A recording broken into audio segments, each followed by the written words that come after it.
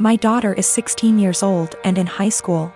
I noticed recently that she's been behaving in a bad manner, constantly commenting on other people's looks, belongings, calling them stuff that isn't cool, and just being insensitive.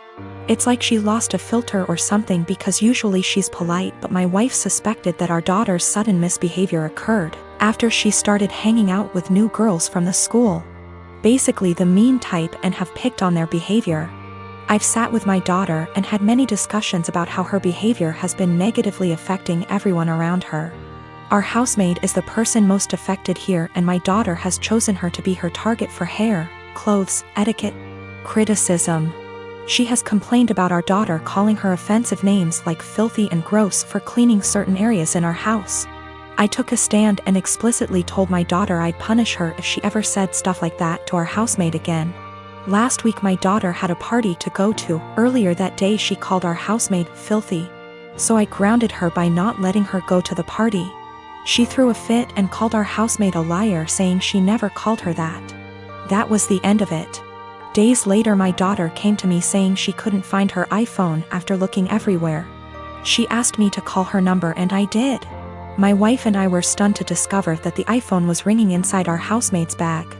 I had in confrontation with her immediately, and she denied and cried, saying she never touched the phone nor had any idea how it got there. I noticed my daughter calling her thief repeatedly, so I told her to stop and go to her room. I checked the indoor camera before continuing the argument and saw my daughter place her iPhone inside our housemaid's bag. I was livid. I apologized to the housemaid and gave her the rest of the day off. I then showed the video to my daughter and she was absolutely speechless. I said what she did was immoral and straight up offensive to tamper with that poor woman's livelihood over a petty party she couldn't go to. I told her she was grounded and will have to spend the night in the backyard. She is a germaphobe. But she cried, begging me to not make her sleep with the dirt, insects, and hot temp. I refused to discuss it or I'd make it 2 nights. My wife said I should go easy on her, but I said calling people filthy and accusing them of stealing wasn't okay.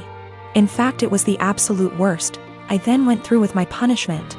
The reason I chose this punishment was because of the fact that my daughter says she is a germaphobe and used this as excuse to insult others' hygiene and appearance. Our backyard has dirt and bugs in it, and this kind of things get her uncomfortable, but other than that the backyard is 100% safe. I am a 22 years old female, have an older sister, 25 years old. My sister is very sensitive about everything. When we were young, if I made the smallest comment like, I prefer pink over blue, it would make her cry because she thought I was aiming at her by saying it. My parents would always ask me to apologize to her since she's sensitive and I'm emotionally stronger than her. My parents never controlled my sister's diet growing up, letting her have what she wants since they found it too difficult to control her. I was skinny as a stick when I was a kid. So even though my family has a long history of thyroid disease, my parents didn't think there was an issue with me. However, my sister has been overweight the majority of her life, so my parents thought she'd be the one with the thyroid issues. They took us to an endocrinologist when I was 10. I got a diagnosis for Hashimoto's thyroiditis while my sister didn't, and instead got told to exercise and watch her diet. I got hypothyroidism due to Hashimoto's, and have been on medication ever since. My sister and I moved back in with our parents due to what's happening these days. I leave my medication in a cabinet near the kitchen since I know I won't take it unless I have to actually get out of bed to do so. Apparently, I left a box before I moved out of my parents' house when I was a teen, and one of her friends saw it while they were over and asked if it was hers. My sister told them that it was, and that's why she was overweight.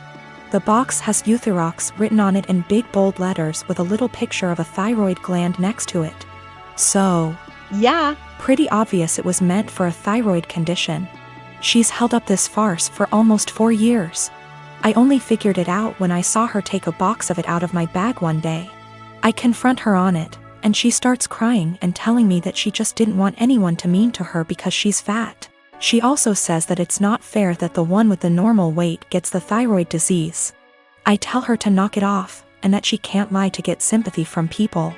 My parents talk to me later, and they say that I was too harsh calling her a liar and she probably needs a therapist or something, and the classic, I should apologize since I'm more mature. They even tell me that they were hoping that she was the one with the thyroid issues as a child, so that they could justify her weight gain.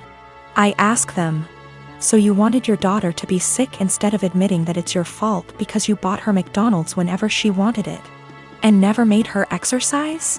Now they're mad at me too. My wedding was September 21st, 2019. We had a fairly decent-sized wedding. My cousin, on my stepdad's side, we are not close whatsoever, and her boyfriend have only been dating not even 6 months at this point. I've met the guy once before my wedding and he never shows up to any family functions.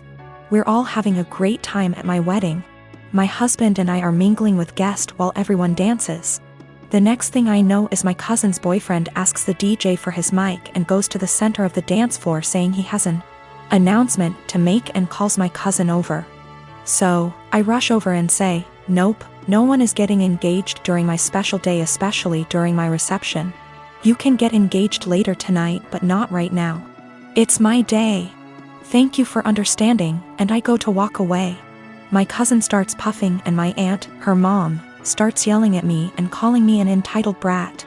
It causes a huge fight and they all end up leaving. My mom, stepdad, dad, and stepmom all are on my side and were even pissed that they think it's okay to do that during a wedding they all paid for. My nana, stepdad's mom, says I was wrong and told me to apologize and call them over and allow him to propose. Needless to say, it didn't happen. Flash forward to Christmas. It was terrible. My stepdad's entire side were rude and ignoring my husband and I. And of course, guess what happens? My cousin and her now fiancé announced their wedding date, September 21st, 2020. I'm beyond pissed and so not planning to go. It's my damn 1-year wedding anniversary. My family is upset that they would do that to piss me off for not allowing them to get engaged during my reception. My cousin says they chose to get married on their 1-year engagement anniversary. Either way, regardless of the real reason, I'm still upset. Of course, my nana is super excited. My dad died and I'm scared my family won't get along. So yesterday after my dad comes home he eats what my mom made for him. Eggs and Spam. To be clear, he has a pre-existing medical history of high blood pressure and gout. First found out when he was admitted to the hospital in 2015 when he fell ill, and we basically had to force him to go to the hospital BC he didn't want to go. He was put on medication since, with changes to them maybe a year or so ago.